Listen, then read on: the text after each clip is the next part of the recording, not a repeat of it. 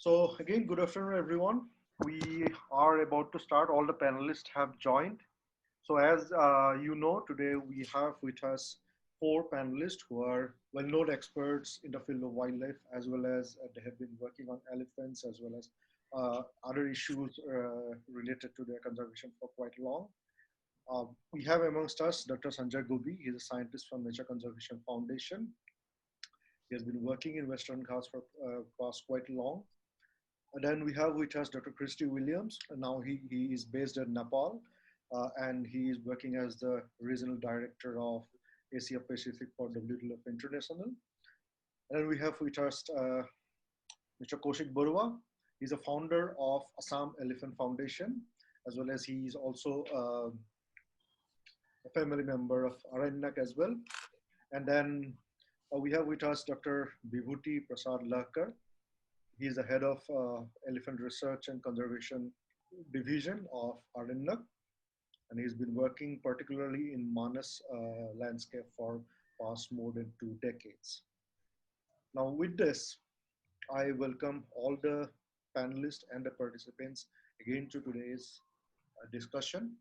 So we'll be having like about 1 hour of discussion, and that will include some of the introductory remarks given by each of the panelists, which will be followed by some of the questions that I will be putting, as well as other panelists can also complement each other and ask each other questions. And after that, we'll be opening the discussion for questioning to the participants who can put their questions to the chat room. Now with this, I would like to start the discussion by requesting the panelists one by one to give their general remark on World Elephant Day, as well as their involvement with elephants and how they have been working on elephants, how they view and conservation issues, problems and issues. They may also, they may talk about basically how they got involved with elephants. So first, I'd like to request Dr. Sanjay Gubbi to give his initial remarks. Hello, everyone. I hope all of you are keeping safe during these difficult times, and none of you or your immediate family members or friends and extended family are affected by this pandemic, and I hope it continues like that. I'm Sanjay Gubbi. I'm from Karnataka. I'm born and brought up in the state from rural parts of Karnataka. So my understanding and experience of wildlife came from interactions with rural communities right from the days I was interested in wildlife conservation in my high school days. So I didn't take the regular route of a wildlife biologist where they go to do a master's and then a doctoral, go through a doctoral program and do programs on wildlife conservation. But I came the other way around. I started working on wildlife conservation since my high school days, and then went in to do my electrical engineering, but later realized that's not something I want to pursue. So got retrained myself into wildlife biologist. My exposure to elephants is mostly natural history observations. I'm not an elephant ecologist, but I certainly work on human-elephant conflict in Karnataka, both at our project level and also on a policy level at the state, through the state government. So this is a brief about our work here in Karnataka and myself. Over to the next panelist. Thank you very much. All right. Christy, Hi, everyone. Thank you. First, happy World Elephant Day. At least elephants have a day now dedicated to them. I think the plight of elephants is really bad in the world, especially in Asia Pacific. Unlike Sanjay, I was the traditional wildlife biologist. I actually did my undergraduate in physics and then a master's in ecology and PhD in wildlife science. But my actual elephant experiences, I started working in Mudumalai Bandipur first. And then I came to work for Wildlife Institute of India. I was sent to Northeast India, Garo Hills. So I did one of the first elephant human conflict assessments for Ministry of Environment, Project Elephant. Then I went on to do my PhD on elephants. I did one of the largest radio tracking studies in Rajaji. We had like 4 males and 4 females at that time. I'm talking about 1995, 2000. Then I started working for WWF, and I was running their elephant and rhino conservation programs across Asia. in the 13 range countries. Except China, I have worked in every single elephant range country on conservation programs, as well as I have been collaring elephants in Indonesia, Malaysia, and now more recently in the last few years I've been doing a collaring project because we are trying to protect elephants from being poached for skin in Myanmar.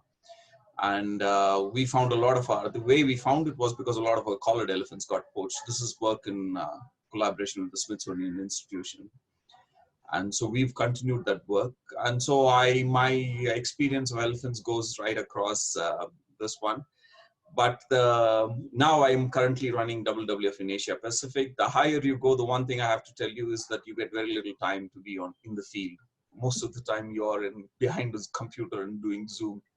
So I see a lot of young people on this call. I'm sure they're all much younger than us. And so if your passion is to remain in the field, it's great. I mean, I think what I get to do influence policy, also redirect funds to where it's needed, but I really miss being out in the field 24/7.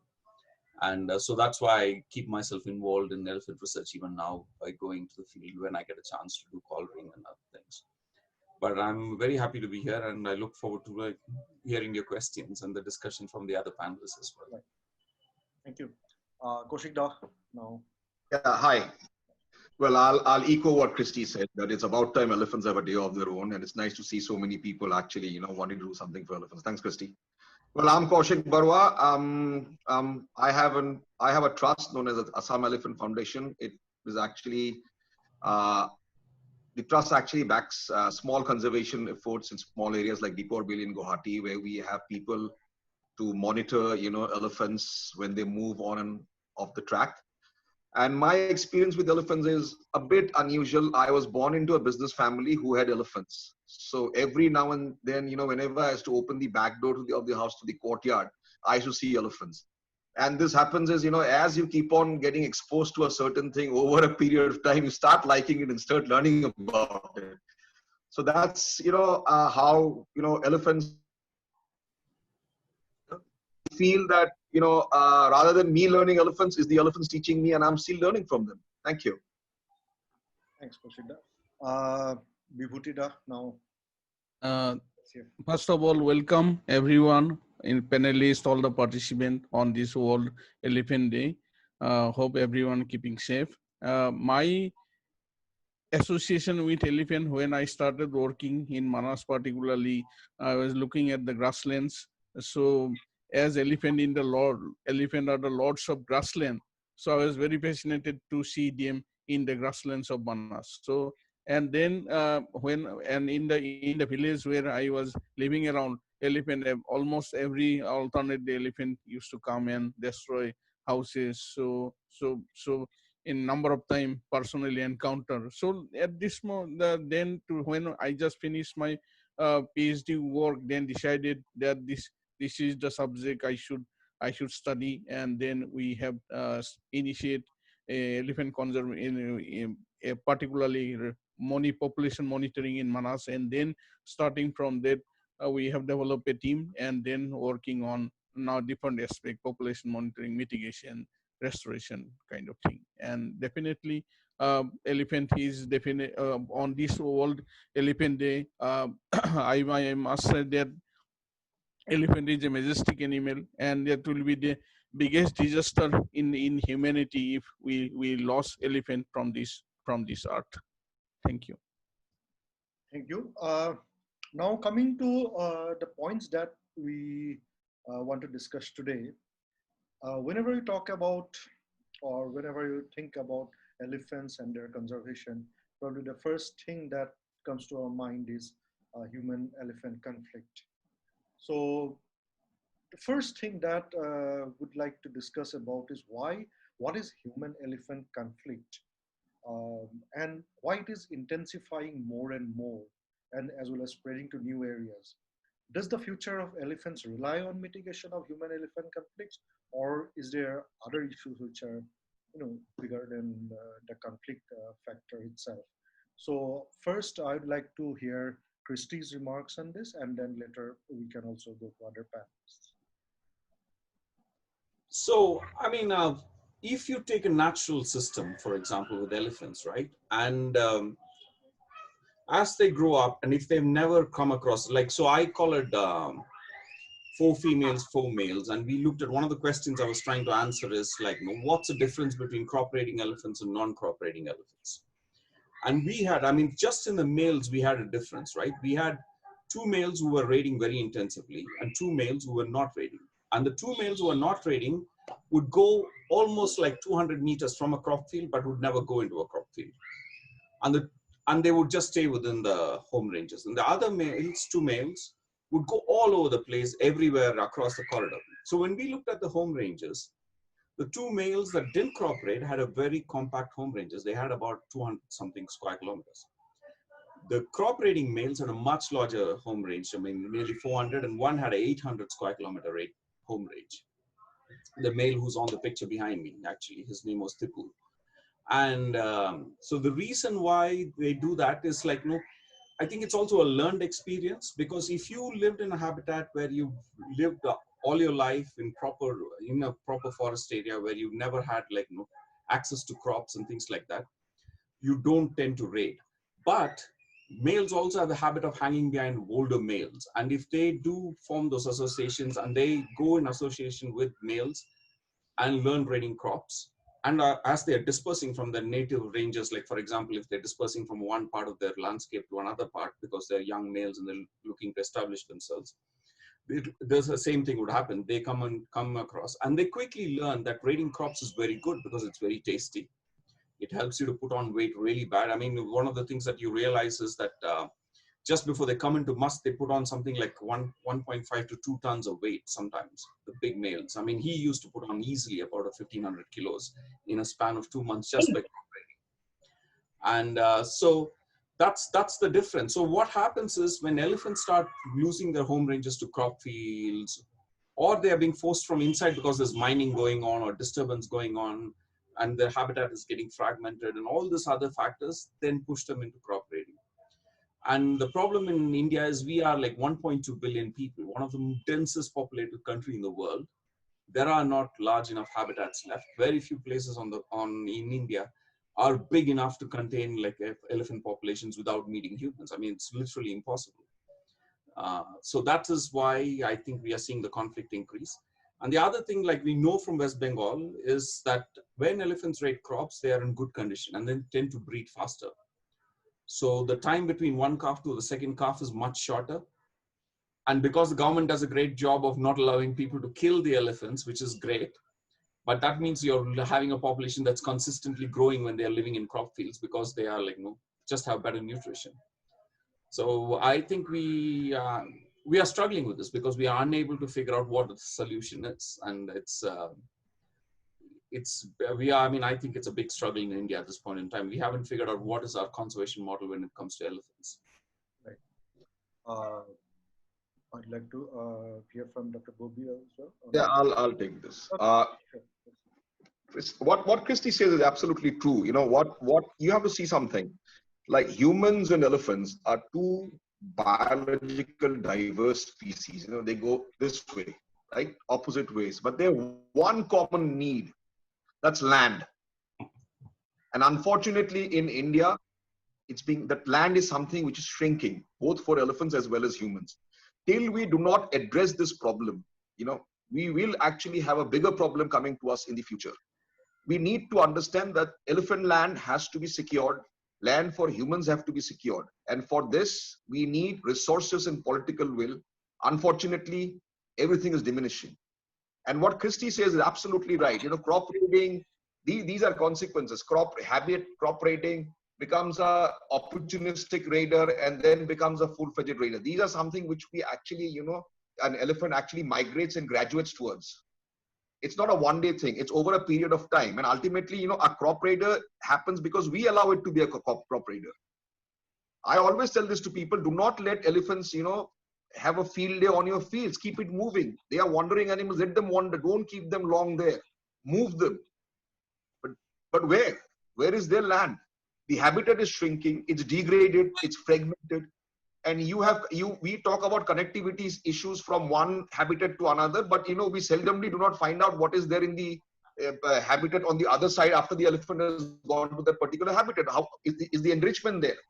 Is the vegetation there? Can it hold elephants? And the biggest question in India is, we should actually start thinking with our brains as to how many managing, rather than how many people are we manage. So that these are certain things, these are certain new dynamics that we have to look into and ensure that these things happen, to see that the elephants are there for the future generation. Thank you. Yeah. Yes. Any other panelist remark? Dr. Gubbi? Yeah, I think it's a what we started off, and Christy started off. Christy spoke with a background of elephant biology, of causes and reasons for cooperating and human-elephant conflict. I think it's a very critical issue. I also would like to add that what is the situation today with elephants is actually a combination of the mistakes of the past and the destruction of the present. We have really mismanaged elephant habitats, getting into elephant habitats, modifying surface water, if you look into, and ignoring signs, not understanding what elephants really need, is one of the biggest mistakes we have committed in the past. For example, in the Nilgiri biosphere landscape, which has one of the largest elephant population in Nagarole and Bandipur, the modification of elephant habitat has, in my opinion, has been one of the major causes of elephant conflict. We have increased so much of availability of surface water. Perhaps the weak and the calf mortality has gone down in this landscape. Perhaps elephants may not be moving such long distances due to availability of water everywhere. There are enough science papers available from Africa which says once you provide a lot of surface water, the movement of elephants and a lot of other species also gets reduced to smaller areas, leading to increase in population. So we are artificially augmenting elephant population without understanding elephant habitat and elephant needs. And also not like, also like Kaushik said, ecological carrying capacities, we have not thought about it. We have suddenly had a boom of elephants, and suddenly with the boom, we have also, like I said, mistakes of the destruction of the present. You're losing habitats, but you're increasing elephant numbers. So where is this new elephant numbers going to go when your habitat is not going to increase? So we have not looked at it from a fundamental point of view. What we did 30 years ago is going to come back as elephant conflict today as well. And what we are going to do today is going to reflect in the next 20, 30 years. It's not a species like cheetal or like other species which has small lifespan. So it's not going to take birth today and then die off in the next 1 or 2 years. It's going to be on this landscape for 3-4 decades until and unless they have artificial mortality, unnatural mortalities. But we need to think very seriously what has happened in the past and what we are doing today. Right. Vibhuti, Yes, as Christy and all the panelists say, definitely we need to ensure the protection of elephant habitat and protection of elephant, as well as we need to appreciate conservation values of elephant. We need, for as a national heritage animal, we have not given proper attention in this country. I think everything is taken by tigers. That is also true. Well, I think in case of tigers, increasing the number is what we want to see all the time. But then probably it's not the same case as Dr. Gubbi also mentioned. Like if you're increasing the numbers, then you have to also make sure the other things are in place. That's why probably which elephants we may not want just the increase in numbers, like in case of tigers we want to do every year. So coming to I'm not coming back to the same question, but then when it comes to human-elephant conflict, and particularly in areas where there are greater chances of retaliatory action from people, so the compensation mechanism that is in place for any human-wildlife conflict or any damage from wildlife, When it comes to elephants, what is the mechanism of compensation, particularly in India, for the conflict victim families? And does this process, if there are any reforms required, which may, may currently be making the process a little bit difficult for the victims to follow and get compensation and other things in time?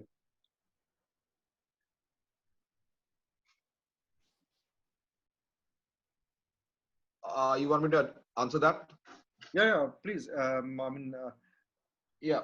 Look, different states have different compensation mechanism. I was going through the Project Elephant release the other day, and they said that Maharashtra, I think, has got the thing. It's got 15 lakhs of rupees, I think, per person if a person dies.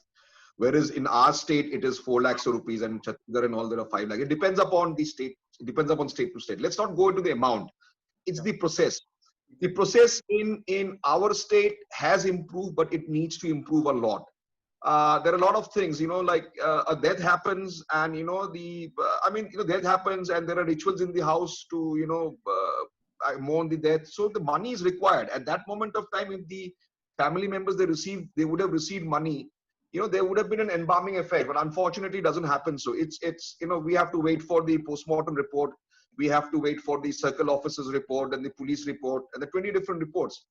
Of course, things can be smoothened out, but when and how, that's the biggest question. I feel that we have too much of paperwork, and we have too much of bottlenecks in terms of disbursement. These needs to be something, if you can come out with an app where everything is uploaded and the forest guys get the results, and then they can transfer the fund online, things can be streamlined. But here what happens is 20 different the paper has to go through 20 different tables. This is in case of human deaths. Crop compensation is completely negligible in our state. I think Bibhuti can add a bit more on this. Sure. Crop compensation in Assam is totally negligible. Few of the NGOs, especially WTI, have started a grain for grain thing, but that's a bag of grain for the crop loss. But as far as the government compensation is concerned, crop compensation non-existent grata out here. The relief and compensation for human deaths do happen, but it takes a lot of time. It has streamlined, but there's more that needs to be done actually. I mean, what's the fun of getting the money after 6 years? Right. And actually, 2-3 things involved, as Kaushik said. One is people sometimes lost faith. Number of time after giving application and repeated application, people hardly get compensation. As Kaushik said, after 5 years, it takes. And secondly, also, as it involves a circle officer or different departments, sometimes they also refuse because they are not aware of these things, conflict, because sometimes they refuse to sign even. And when takes just the joint verification, it takes much longer time. So it should be, and I really appreciate Maharashtra model. They have a link with the forest official what you call performance level. They have link with the performance level. So that's why Maharashtra, within 10 days, if someone died of human wildlife conflict, it get within 10 days immediately. It release compensation, release people get released money. So that kind of adaptation, if another state also adopt, I think it will be very helpful. And even West Bengal, they have waived the postmortem, because everyone knows that the person is get killed by elephant. So why again another delay for postmortem? So this kind of things some other state also need to adopt, I feel. Right.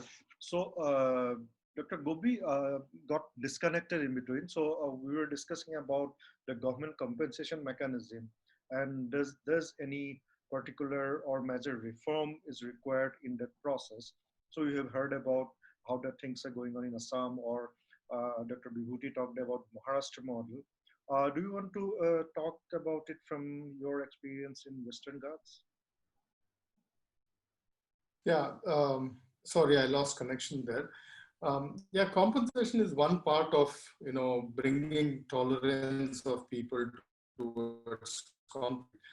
But the speed at which the compensation is provided today is really pathetic, especially with crops and human deaths. Karnataka is slightly better. We got a compensation increase to 7.5 lakhs recently for human deaths, but that's certainly not something, it's not depicting the worth of a life, you're losing a human life. It cannot be compensated at all.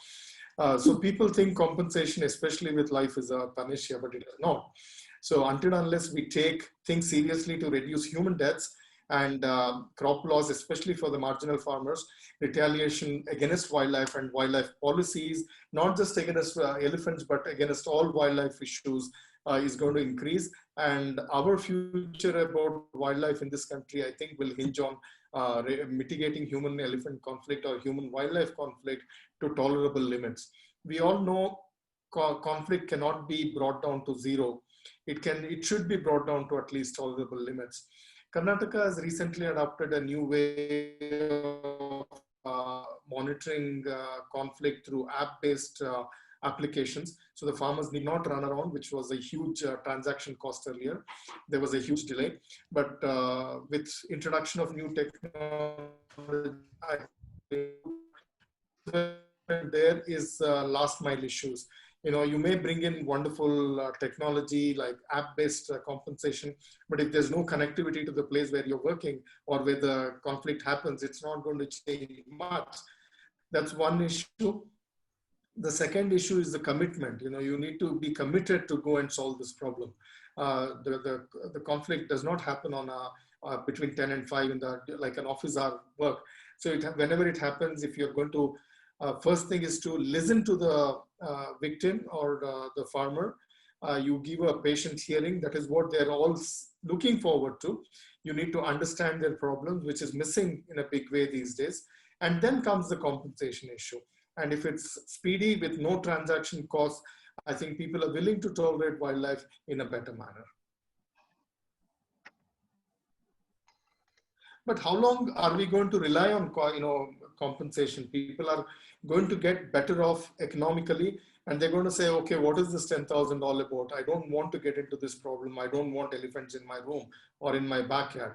So you need to have proactive outreach measures, not when the elephant enters somebody's farm. You need to have outreach measures when there is no problem. You need to build a trust and relationship with people who live around elephants before the conflict actually occurs. I hope, Christy has much more experience beyond the boundaries of this country. So I would be very interested to hear what Christy talks from his Southeast Asian perspective. Yeah, it's, I think, Sanjay, you hit on a nail on the head, right? So before I had, when I was working in Garo Hills, I was once, I heard of this person, child being killed, and I saw it trekked up to this, I'm talking about 1994, right? Trekked up to this village. It was quite a remote place, and Garo Hills in those days used to be very little connectivity, right? This one. And I went, and I was 23 at that time. I had no experience in talking to people involved in conflict or in grief or anything of that sort. So I walked and I tried to avoid the conversation with the family where this had happened, and I was talking to everybody else. And then finally I plucked up the courage by evening, and I walked to the mother as she was waiting, and and you could see she had bloodshot eyes from crying. And this had happened like the day before 2 days before I'd gone there. And what happened was, they were in the village, they were like, they just put the baby to sleep. This is all attached huts on stilts. They put it on a bed sheet, and they were like, just about to eat the dinner when the elephant bull came into the village. They all ran, basically, because he was looking for the country liquor and whatever food that was there. And so they all ran, and they went near a fire, and they started trying to shout and try to chase him away. And then they realized that their baby was not with them. So they turned around to run to rescue the baby. They saw the house go down, and the baby got crushed. And it was really a very strong moment for me. And it didn't strike me that much. It was, and she said, you guys in Delhi, she asked me why I was there. And I said, I'm here on behalf of Project Elephant, the usual spiel, and trying to find out how elephants on community lands can be saved. So she said, if you guys in Delhi are so interested in saving the elephants, why don't you take them and tie them up in your backyard?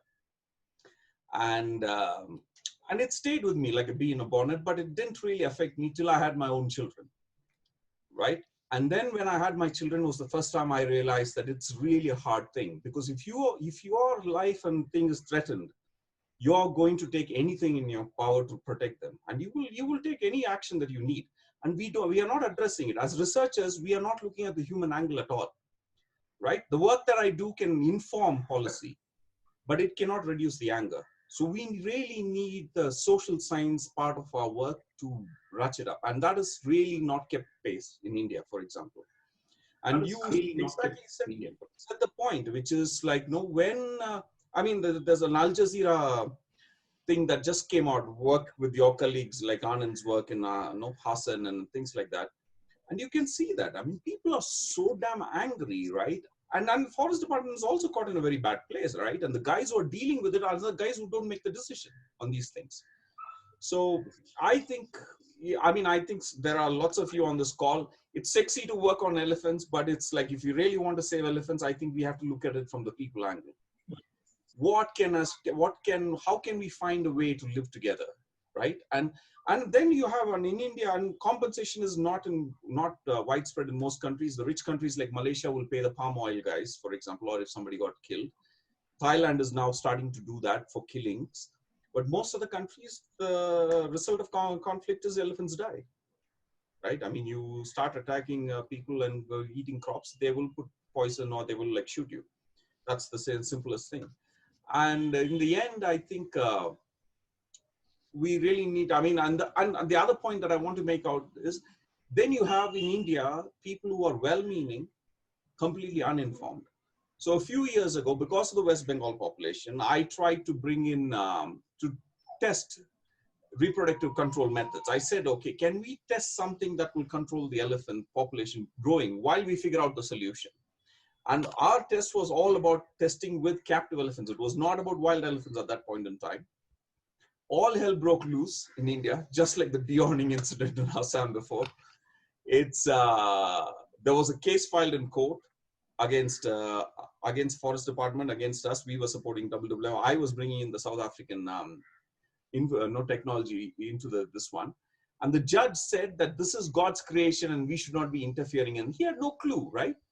So is it God's creation that you have scenes like what you're seeing in the Al Jazeera, where an elephant is like blinded in one eye and being captured? That's stupid. I mean, I think that's where we struggle, because on one hand, people say that it should be based on science, but then you have on another hand, we want to do no management. So it's very hard for elephants to find a solution. And I think it's, yeah. I now, after having spent nearly 30 years in the field, from a researcher to now, I strongly believe that we have to invest on the human side of things to find solutions, because I think the technical person is just 1% in solving it. It's the human side. How do we work with people? How do we find solutions? Right. I agree with Christy. 1999, I remember very well.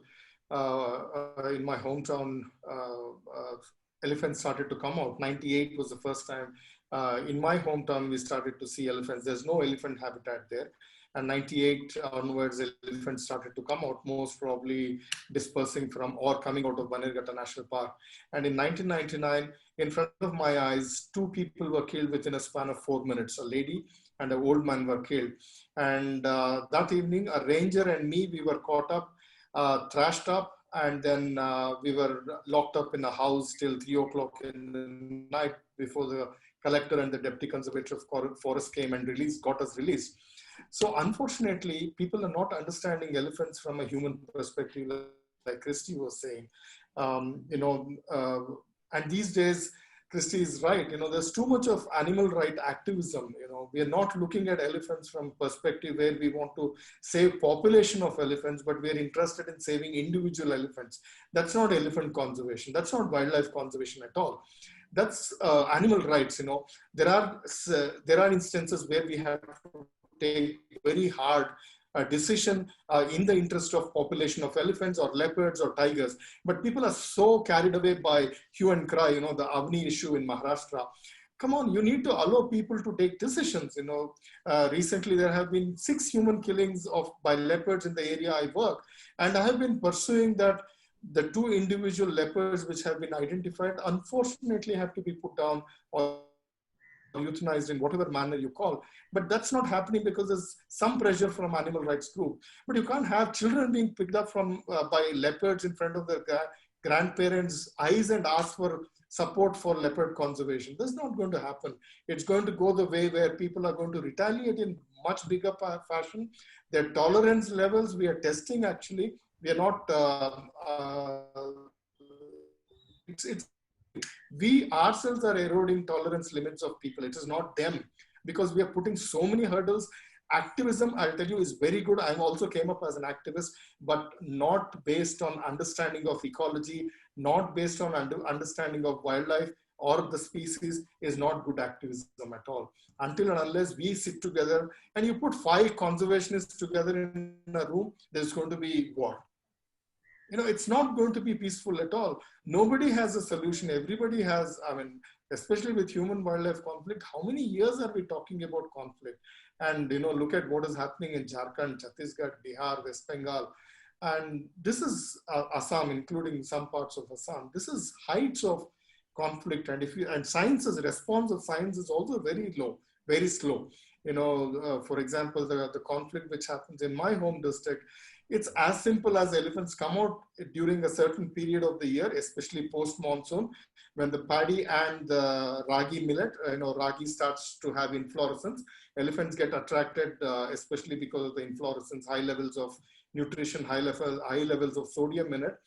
And if you don't come out with solutions for these small issues, it's going to become big at some time. After 20 years, 22 years, now there's a paper out which says, okay, elephants come out because, and they hide in water bodies during daytime and grow crop raiding at night. And this is a PhD work of 22 years, I mean, after 22 years of conflict which started for basic common sense understanding. You know, if science can't be so slow to conflict.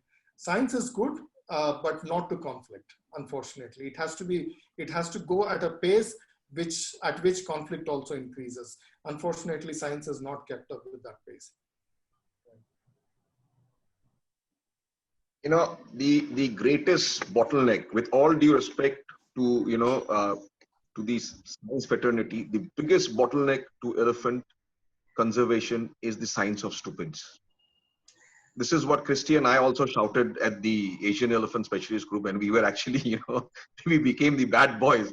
Now, you know, the science of stupids will actually kill the animal. I mean, will kill the elephant. You know, they are doing research which has no field applications. It's just for the heck of it. You know, they're not trying to understand what is happening. The ground thing is we have lost too many, you know, we have lost it actually, not too many times. We absolutely lost the case. All this while we were putting band-aid after band-aid without registering what the problem was. The problem was land. Nobody tries to register that the problem is habitat. The problem is connectivity, which is again, you know, goes back to land. Till you do not secure whatever is left of elephant habitats, nothing will happen. You know, you say that, okay, this is an elephant reserve. What is the legal entity about it? You know, if you say this is an elephant reserve, you have, you We seem to have lost him. Yeah. I think. The most important thing is, you know, we learn that, you know, how much are we able to digest? You know, we say that we'll save this much of elephants. Where is the space to save this much of elephants? Your population is slowly increasing, no doubt. Land is squeezing. So there will be a spillover of the elephants into human habitats. Then what happens? You have to learn to live with elephants to a certain extent, certain give and take. But beyond that, you know, humans won't tolerate. You know, if a person who lives off agriculture, on the 3rd day, he will definitely retaliate if his issue is not addressed. And our system is so slow. We have lost out on intense scientific actions for a good period of time. And now what happens? Now, you know, we are just doing this and saying, okay, what the hell are we going to do? We need to register the fact that first what we have to do is ensure that, their land stays. We secure the land, whatever is left of it. And like what Sanjay said, we should not actually, entice them into this water hole and, creating food parks, meal zones for them. This is actually a catastrophe that is waiting to happen. Kruger, which is the Mecca of conservation, they have actually, they've actually closed down their bore wells. They said, let the elephants move. They're wandering animal, let them move. And here we are, yahan pe khod de, yahan pe, we'll have elephant grass, here pe we'll have pineapples, here pe we'll have bananas, and there we'll have, the best of the fresh water for the elephants. If elephants want water, they'll find it. Let them move, let them move. If they move, everything is fine for everybody. The moment you put them at one place, the problem starts. Right. Kaushik, it's a very simple common sense which we are not understanding. Elephants didn't evolve by eating banana and pineapple. Pineapple is all a new crop. Banana in the background of evolutionary time scales.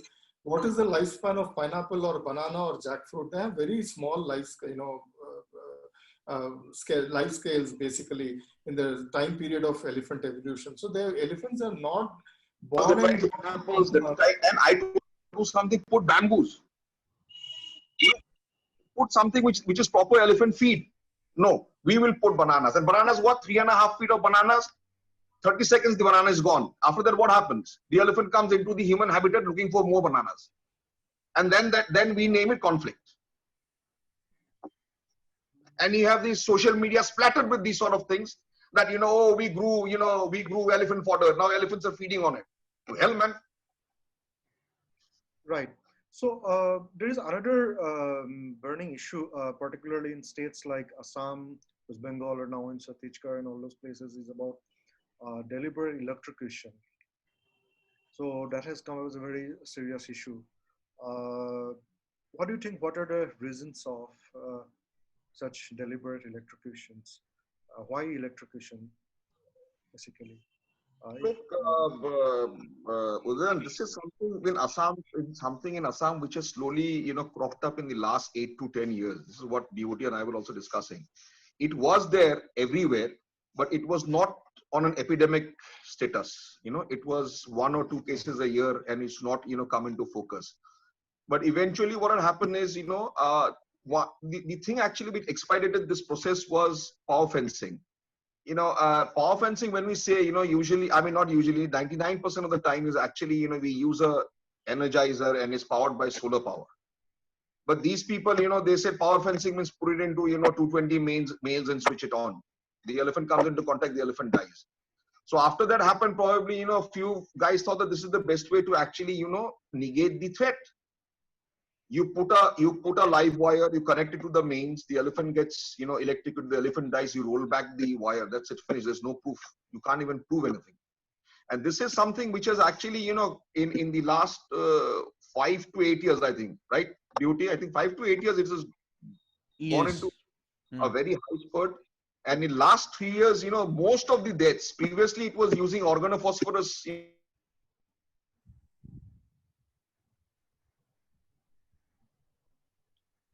I think we lost Kaushik again. Yes, So this is something which is to address. Otherwise, this is going to be a problem. It's going to be a big headache now. And also the sagging wires of the straight power board. Right. So deliberate as well as accidental electrocution. So sagging wires are basically, those are accidental electrocution. And yes. Because of all this poor, things in place, all the exposed wires, low-lying wires, we are seeing a lot of accidental cases as well. So it's both accidental as well as deliberate. And this is something, we can't do anything. The state has to take an interest. We can only identify the problem and tell them that this is, this is the problem, this is what needs to be done. This is a legislative thing. This is a, thing where law and order has to come in. Rules and electricity board has to come in with the rules and regulations. 90% of the time, these are illegal tapping of power, especially in places like Gwalpara and in certain pockets of North Bank. They just hook it onto the mains and then they draw the power. So this is something we as individuals, we as NGOs can just tell them that, this is what is happening, this needs to be done. But the government doesn't take it up with the other line authorities, then, it doesn't hold good. Right. So if you see on an average, more than 30 elephant in Assam is killed by deliberate electrocution every year, and this is, as Kaushik Da said, this is very deliberate, and people have learned this is a new trend in particularly Assam. Even poaching and all these things is overcome by now electrocution is found to be highest. And if you see, interestingly, people put in early morning or evening. It is very difficult to even determine that there is a illegal fences there, and they put in hook into that. And during this lockdown, 8 elephant killed in West Bengal by deliberate electrocution. Even Chhattisgarh, their string is coming, that they already started. So this is probably the easiest thing to retaliate earlier, because they can, with say, for example, 100 rupees, they can buy small wire and put it into electric line. And if you go to place like Gwalpara, every household, they in their backyard, or even you go to north, some of the areas like Baksa, Udalguri, every household has their boundary electric fence. So illegal electric fence, and it is connected to main line. Right. So it's a high time, that's where there is a lacking, particularly inter-cooperation of department. Electricity department, also electricity department should come forward, and also and they particularly in Assam, they have a project for insulating the electric wire, and that should be particularly they should do in elephant wildlife near wildlife habitat, and rather than doing in cities. So I have a slightly different view on this. I mean, I think the insulated one we've done in Myanmar, where gibbons were getting electrocuted by electric wires going into gibbon habitats, and then we replaced WWF. We spent money replacing the wires for about a couple of kilometers to just demonstrate that you can keep the gibbons safe if you invest ahead. But the thing is, today it's electrocution, but tomorrow it'll be something else, because if the farmers are losing their livelihoods, they are not going to stop. Today you stop electrocution, they will try something else. So there are two solutions to this. One is trying to get them onto a proper legal electric fence that would stop the elephants, right? Yes. Because that's the thing. And how do you do that? I mean, I think that several organizations have done it, but we haven't seen a really coordinated effort in on cost of it being unreliable things that can work for longer periods of time defending. And the Sri Lankans have shown no temporary electric fences do work. But it all can be demonstrated at a project level. You cannot do it at the landscape level, right? That is the issue for us. Right. You can demonstrate. If Aaranyak is working in North Bank in Udalguri, you can demonstrate it in Udalguri, but you cannot demonstrate it in Baksa, or you cannot demonstrate it in Tezpur, for example, the whole of this one. And so there are some technological solutions exist, right? Now you can even monitor electricity through computers. I mean, the electricity department can know who's tapping where, if they put in the systems at the point of origin. But that's not the point. You stop that, the people are going to use some other method. So for us, the biggest challenge is, how are we going to protect people and their livelihood loss, right? Or how are we going to get compensation into the hands, or some kind of food grains? Because some people lose their entire year's livelihood with one raid. And if there's, for example, the hut is destroyed, I mean, I have one leak in my house, I cannot sleep. I'm up and doing all kinds of things to prevent the leak from happening. When your whole house gets knocked down and your children are exposed, and this one, you're going to be getting, elephant conservation is the last thing on your mind. True. And so I think that's where I think we need to figure out, how do we at scale, how do we stop? For example, one of the things I've been doing, my dogs kill rabbits, regularly kill our rabbits. We have rabbits at home, and they regularly kill rabbits. So I went and got a shock collar. So I have a fence buried around the rabbit cage, and the dogs have a shock collar. So when they go anywhere within 3 feet of that rabbit cage enclosure that I've buried under the ground, they get a severe shock. So they run for their life. So after now, they have a psychological thing. They go and then they start going around the fence. So I'm thinking this is used in the US to keep dogs inside your house. With no fences, no dog will go outside your fence, your perceived fence.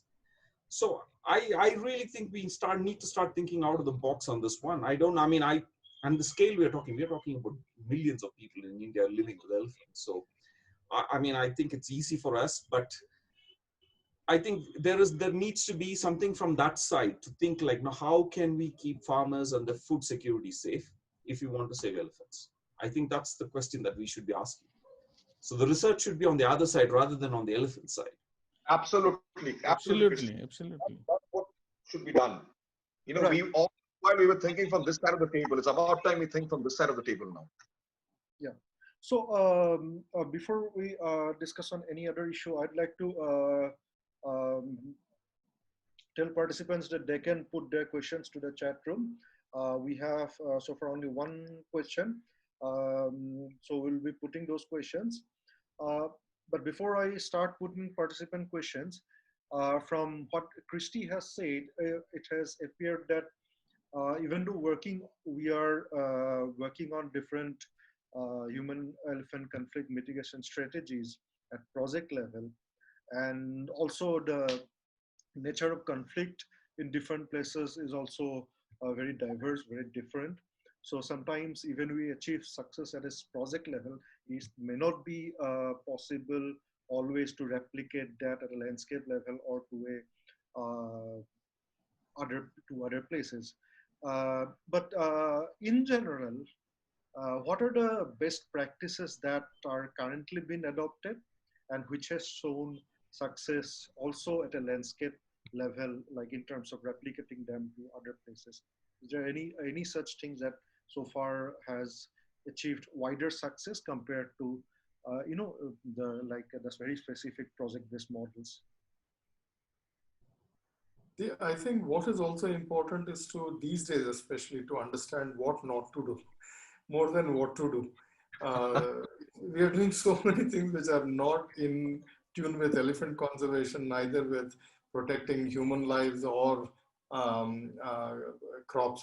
So I think it's first very important to see what not to do, because I see a lot of even NGOs trying to grow pineapples and mango and banana, and I only hope they don't bring up McDonald's and KFCs to stop, because it's high nutrition, high fat.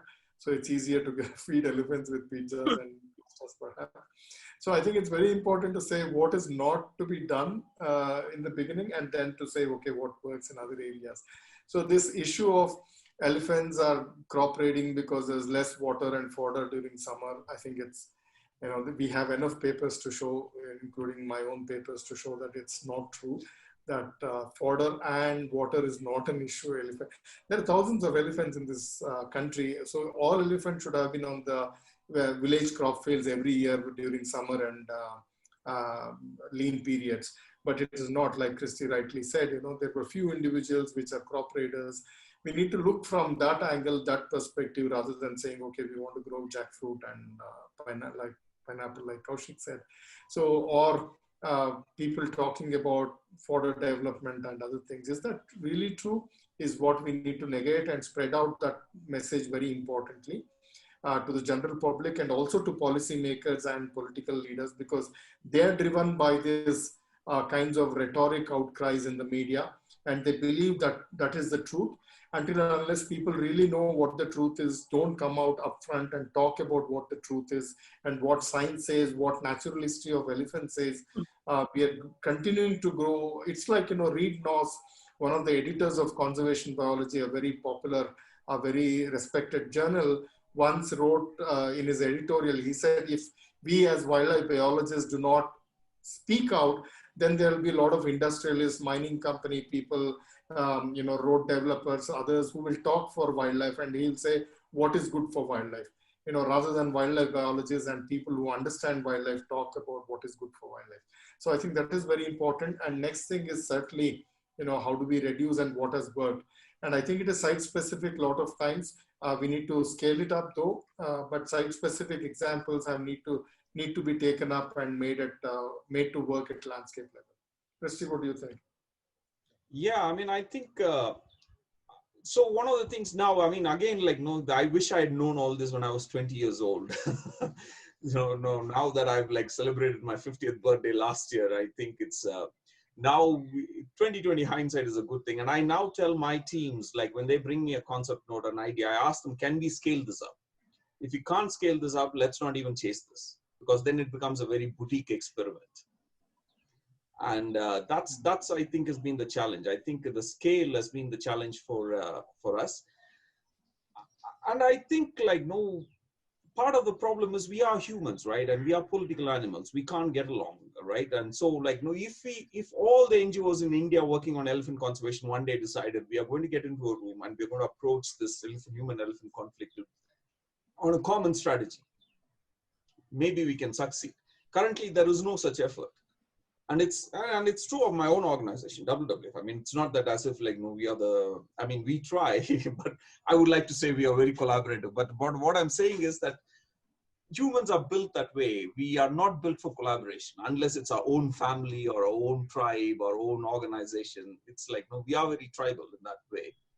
And I think that's one of the challenges in elephant conservation, because we don't spend enough time. I think actually COVID is forcing us to spend time like this to talk about these issues, right? Otherwise, where do we spend, where do we talk, right? No, we are all busy with our own lives and like, no, trying to run things. And yeah, I mean, I think scale has been the issue. I think we really need to think about scale. And I think we need to change our attitude in terms of like, no, not from elephant's point of view, we have to look at it from the other side. I think any solution we are looking for should start from the other side. So instead of saying like, this can stop an elephant, you can talk to the other side and say like, no, what do you think we can do? And we are thinking of this. Do you think it will work? Would you be willing to do it? Because a lot of this stuff requires labor intensive work and day after day maintenance. And people don't do that. I mean, people's normal thing is, I mean, it's like us, right? I mean, we won't wear the seatbelt unless the police is catching us. So it's like, no, we might wear it for 2 days. And if you see that he's not caught us for 15 days, the seatbelt will be back up there till we see the policeman. So I think there are several things that are a thing, but I think that, I mean, I think, sorry, I'm waffling here, because I mean, having spent so much time on elephant thing it's very easy to protect elephants in like no targeted protected areas like Kaziranga, or like no, when you have the moment elephants get into human spaces, I think we are lost and we really don't know yet, and we haven't figured out a conservation model. And I don't know who can come up with that conservation model or who should be spearheading it, but there is definitely a space to create that platform, and for all of us to like drop our like no organizational things and just collaborate as people who love elephants. We want to see elephants thrive and keep people safe. And I think that's the thing that I think we have to somehow figure out. And I don't know who's going to do it. I mean, I would love to do it, but I have bills to pay, so I have to work for an organization. That's the thing. I mean, I think somebody's got to do that. Right. So I think now we'll come to some of the participant questions. So there's one question related to particularly the shrinking of habitat. This person is Sanjay Kumar Hazarika. He's asking, in case of shrinking land, the mushroom growing off small tea gardens is one of the root causes. Is it correct? I mean, he's talking about whether, like even in Assam, we have seen a lot of small tea gardens are coming up in last 10 years or so. Is it one of the root causes of conflict? Without mentioning the area, I would say these the government were saying that the big tea gardens were actually, I mean, I'm not talking for the big tea gardens here, but government was saying it is the big tea gardens which are causing elephantine problems for the elephant. It's not that actually. It is the new tea gardens which has happened over the 12 to 15 years, stretch, which is creating the problem. They have infiltrated into the elephant land. Okay. And these are, these are Assamese people who have actually, done that. And if you go and you tape the land, you will see that they have actually encroached into the elephant land. So how do you go about it? Here he has his livelihood, and then these are the people who have gone into the elephant land. Do you think the government is in a position to actually remove them from there? No, they can't do it. So we have a very complex problem, and like Christy says, who's going to do what? Nobody knows actually. You know, we say, I can tell you 10 tea gardens, and 2 of them are rated, you know, elephant friendly gardens, and they have actually, you know, the portion of their land is actually into the elephant land. The plantation is actually into the elephant. And now how you can't just walk up to his place and say that, you know, you got to leave this land. Who's going to do it? You and I can't do it. The government will not do it. It'll remain like that. It is the new plantations which have happened, which is actually causing problem, not the old ones. But still, you know, I feel that, you know, if we have a give and take situation where we leave some, take some, we can still go on happily living with elephants. But, you know, the whole dynamic has to change. Rather than elephant friendly tea, we require elephant friendly gardens. You know, gardens where elephants come in, they're giving a safe passage to move out without, you know, 1,000 people, you know, trying to chase them from there, you know, throwing fire bombs. Traditionally, elephants have used gardens. It's only recently the problem has started because when, you know, these small gardens have gone into the elephant land. You can't do anything. Nothing can happen. The best thing what can happen is we have to learn to live with them, and we have to learn to live with them with a bit of give and take. Power fences work, but you have to do it the other way around. You know, you have to fence your, you know, asset rather than blocking the elephant. 90% of the time, what was seen in India is, especially in India, is the power fence was actually, you know, drawn to actually block an elephant route. That's not the right way. You want to draw up a power fence, you know, you protect the asset. That's the easiest way out. I think Bibhuti and all had done that with a school where, you know, they had actually, you know, the school had a problem of the elephants coming in and going out. So they power fenced the school. Everybody is happy. The elephant is happy. The school people are happy. The students are happy. You know, our foresight has to change because all this time we are talking from this side of the table. We have to go to the other side of the table and think. And trust me, this encroachment and all this thing in India, it is next to impossible to, you know, remove. At least in Assam, it will never happen. And add to that, I think even Sanjay has also visited one. Although it is in project mode, we have in particularly Paharpur area, which is completely isolated by 2 rivers. One is Pagladian and one is Kala River. So that there are 60 households, and entire they don't have electricity, nothing. And that particular entirely we have circled the villages so that it can be protected from elephant. So same thing we are going to expand as Christy said, like thing but thing is that funding is also a big issue in way. But I feel that, you know, I totally agree that working towards human dimension is very important, and that's why if we compensate victim on the time, support livelihood to them, and also create awareness among them, and at the same time do some kind of mitigation measures, I think we will definitely, you know, work towards the tolerance level. All right. So there is another question I'll quickly put. It has basically 2 parts. It's by Kartik Gokhale. Regarding fragmentation, what are your views about the situation of wildlife corridors, and particularly elephant corridors? How can certain infrastructures like under and over bridges help? And could there be any other way to connect fragmented habitats, maybe by increasing forest cover? One thing which is very important is we need to protect whatever habitat is currently available. You know, a lot of people are talking about creating new corridors, you know, reforestation and other things. But I think the cost and time and resources required to create new habitats is going to be enormous. So what is very important is to protect existing habitats, existing corridors. That has to be a priority. Yes, I certainly agree. You know, forested corridors are preferred by elephants in many of the areas, so which can connect 2 large elephant habitats. So these areas, it's very important to have connectivity. We have achieved this in Karnataka in the last about 4 or 5 years of work with the government. We got about 1 million acres of land brought under protected area network. All of this was reserved forests.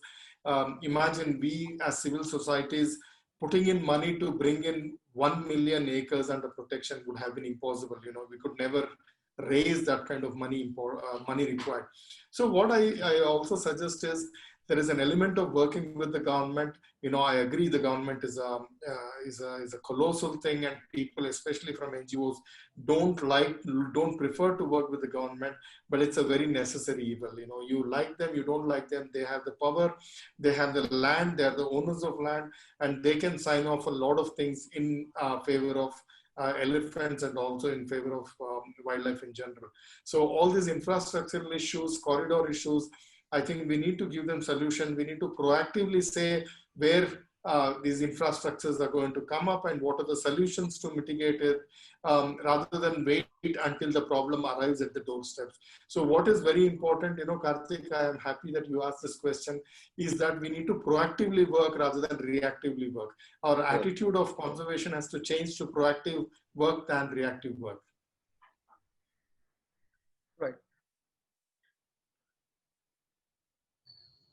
Any other panelists would like to add to this? No, I mean, that's correct. I mean, but the problem is like, no, there is no land use map of India that's been agreed by all state governments and the central government, right? To say, okay, this is the area that we are having for wildlife. This is the area we are going to build roads. This is where we are going to have a canals of infrastructure or whatever it is. I mean, absolutely it doesn't exist. Every new government that comes in has a new idea.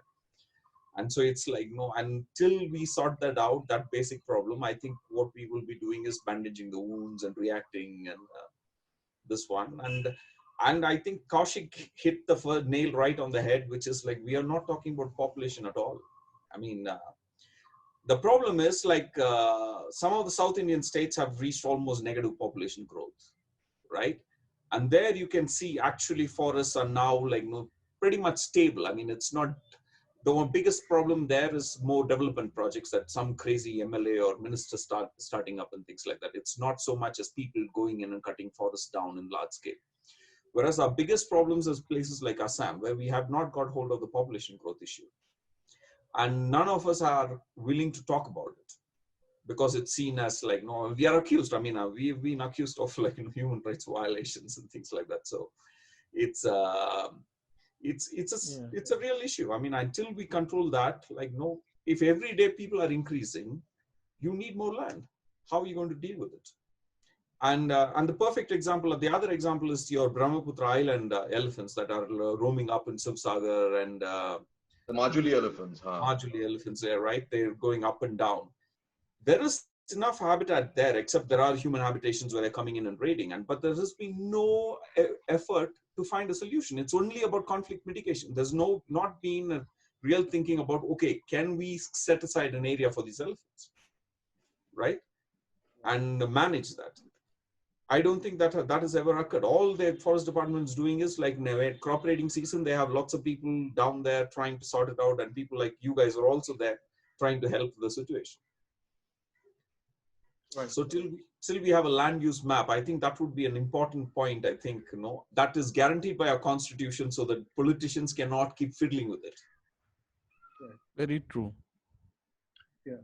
So I think we'll take two more questions, which are now in the chat room, and after that we'll close the discussion. Our time is already coming to an end. So the next question is from Sayan Banerjee. He's asking, it has been 10 years that Elephant Task Force report came out, which emphasizes that some of the progressive changes in governance and wanted to create a collaborative platform. What happened to its recommendations? Are they too progressive to take up? It was a Congress report. It will never be taken up. Can I be blunt on this? Yeah, please. It's toilet paper now. True. All of us worked on it pretty hard. I mean, I gave lots of feedback to it. I even wrote a thing, but I mean, I think it was towards the end of the Congress term at that time, and I don't think they had the political stomach to like put it through. Modern India, it was one of the best documents, wildlife documents to come out actually. It was one of the best, but unfortunately died a natural death. Right. unfortunately. Are you sure it's natural? I mean, Yeah. it was really, it had meaningful stuff inside it. Absolutely. Yeah. One thing I would like to add, I agree with population and science and social science, everything. Another thing which is related directly to society, like Christy has been talking about society a lot, is corruption. Until and unless we actually, for me, a lot of our wildlife conservation issues are rooted in corruption. I mean, the root cause is corruption. Until and unless this comes down, which society has to do actually, it's a serious issue. Why does infrastructure projects get so much of priority? Why does certain projects, including elephant mitigation project, get so much of priority, like digging borehole holes and bringing solar panels into forests? Why do they get priority when it's very common sense that elephant can find their own water? They've evolved over millions of thousands of years without the help of we feeding them water. We don't need McDonald's and KFCs for elephants. So corruption is a serious issue, from a societal perspective, and this is creating a lot of other issues directly or indirectly. So I think that's a very serious issue we need to think about as conservationists. And otherwise, the second thing is about marketing. The Elephant Task Force report, yes, I agree. Dr. Mahesh Rangarajan did a wonderful job with bringing in a lot of people to put in their, given their inputs to it. We need to market our product.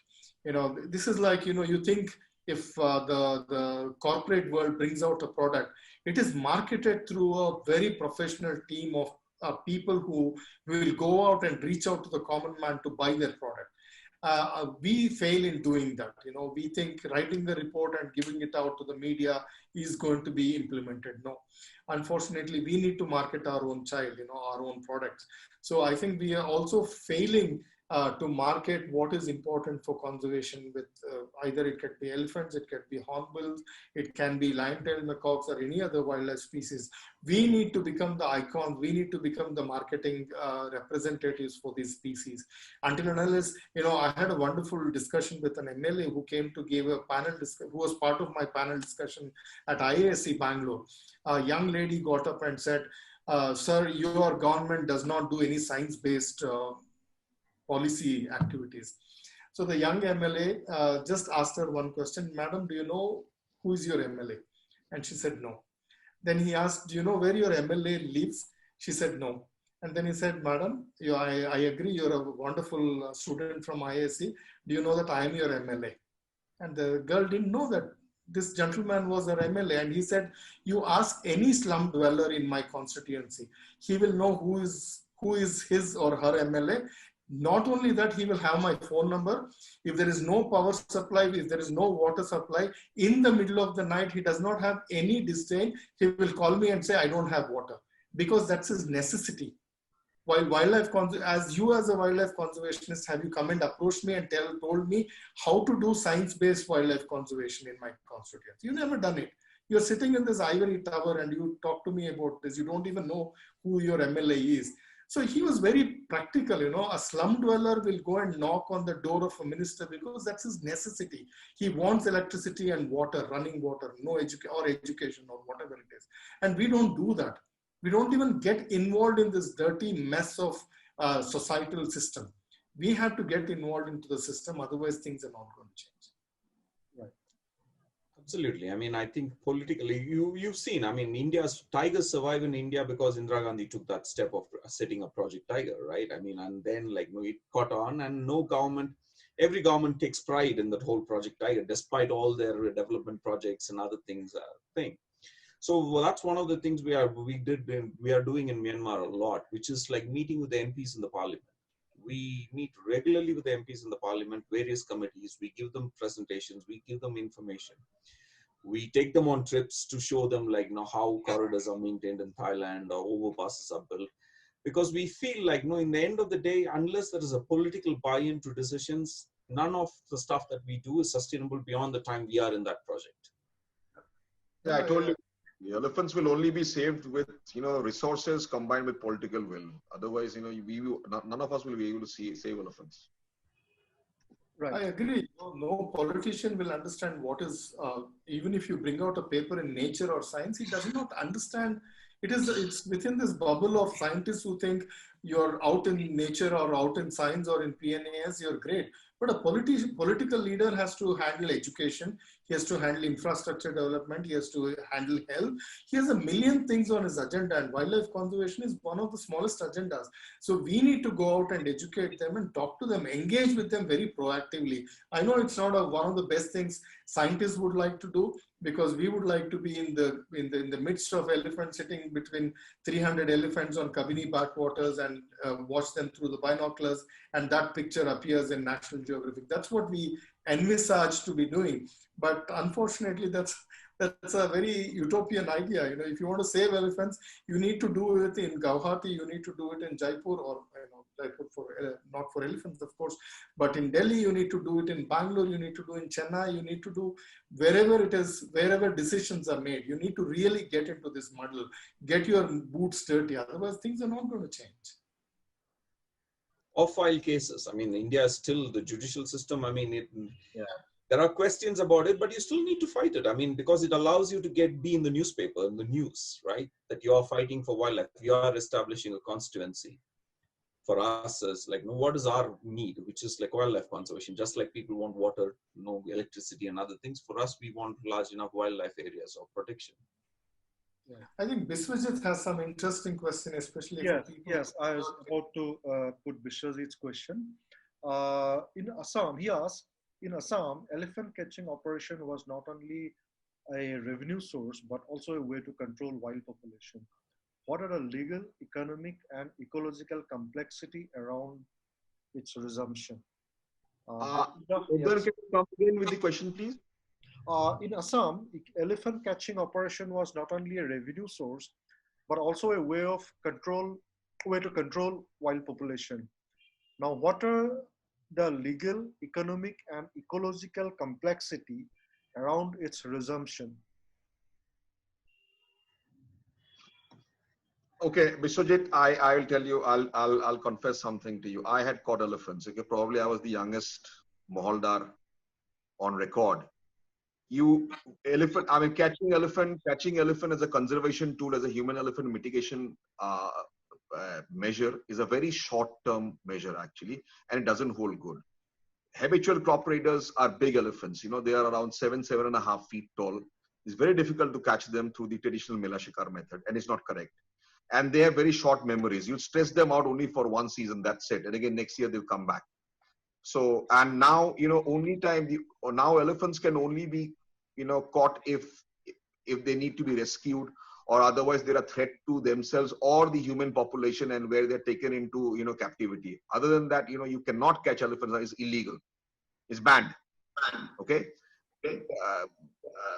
But ecologically, in terms of ecologically, I don't think this is a good measure. This can be, standardized and be termed as a measure to control human-elephant conflict. I have done it. It doesn't hold good. Period. Right. It's not the correct thing to do, actually. Right. So with this, we have almost come to the end of the time that we have kept for today's discussion. So before we conclude, I'd like to request the panelists if they have any concluding remark to be given. I won't be putting any more questions because that will again prolong the discussion. And of course, we understand there are so many things to be discussed. We initially thought we will be discussing on many more points, but it would probably need to sit for the whole evening to do so. So maybe that will be there for another panel discussion that would like to help. Okay. So I'd like to request a panelist. Do you have to give any concluding remark from you before we call it a day? Everybody seems to be, wondering who's going to take. Go ahead. Start it off. Go ahead. Christy also announced that he is perhaps the oldest in the group. Like he said, I celebrated my 50th year last year. So I don't know, or Kaushik is older than Christy. I'm going. Yeah, I can go. I mean, I think my thing is like, no, I mean, I appreciate the fact that so many people have turned up to like, hear us, hear this discussion. It obviously shows that you guys care about conservation, care about elephants. And I think that's an important thing. That's the first number thing. And the only thing that I can tell anybody, I mean, there is only so much we control as individuals in anything. Even if you're a politician or the prime minister of a country, you only control a certain number of things. It's so, and we are not that. We are just like elephant conservationists. But the only thing that you really need if you want to win this battle is you need to be able to have that willpower to roll out of bed every day and say, what am I going to do to move the needle today? Right? And you should never give up. There will be times when it will be really painful, really disheartening, and you will look at failure will stare at you in the face. But you should never give up, because if you give up, then the elephants or other wildlife have no chance. Because we are the voice for the voiceless. And I think that's the one thing that you should always carry in your heart. Like, even in the darkest days, you should not lose the will to fight till your heart is beating. That's all I would say to you guys. I will continue with what Christy left. I think to wrap up, I think we should look at evidence-based conservation, either for conservation or for mitigation. Collaborative work is very key. And long term, if you're jumping between elephants and hornbills and between Assam and Rajasthan, and next year you're interested in Uriel, so you jump up to Ladakh, that's not going to solve any species problem or any landscape problems. So you need to be rooted in a landscape for a long term to understand the issue, deeply understand the issue, and also people will start believing you. Otherwise, you're just another tourist to that landscape, perhaps for a slightly longer stretch than the weekend tourist.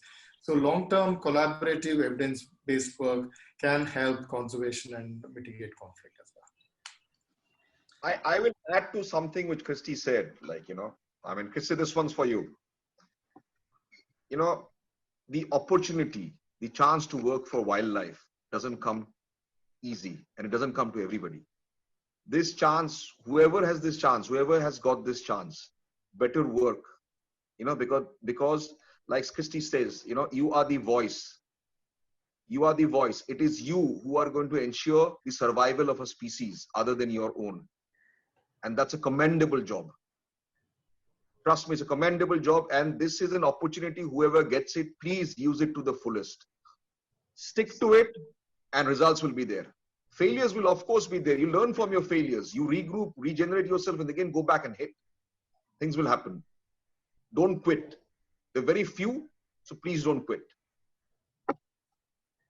Right, Bibhuti? I think particularly for elephant conservation, we have to stick working with elephant habitat and human. Definitely, as earlier, most of the work we do with mostly on elephant. So definitely we have to work more engagement required with human, and continuous engagement, not a one day. Continuous engagement definitely is going to sense more with policymaker, particularly all the human, all the stakeholders. Definitely is going to, if we continuously work, hopefully some good news will come in near future. And thank you for having us, right? I mean, Udayan, thank you very much for inviting us. I mean, for me, this is the kind of thing that feeds my soul. Otherwise, I'm involved in a lot of financial decisions and operational matters and things like that. This is you're talking about stuff that really talks to our souls. Right.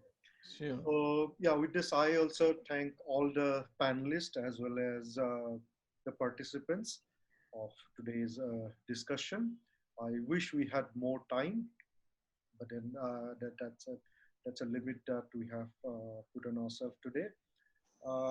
We hope to continue such discussion again, maybe on elephants, maybe on other aspects. So EcoTalk is basically a series that we have started from Aaranyak to discuss on various biodiversity, conservation and environment protection issues. And you can view all the EcoTalk videos in Aaranyak official YouTube channel, as well as an online magazine that we have started publishing from May onwards.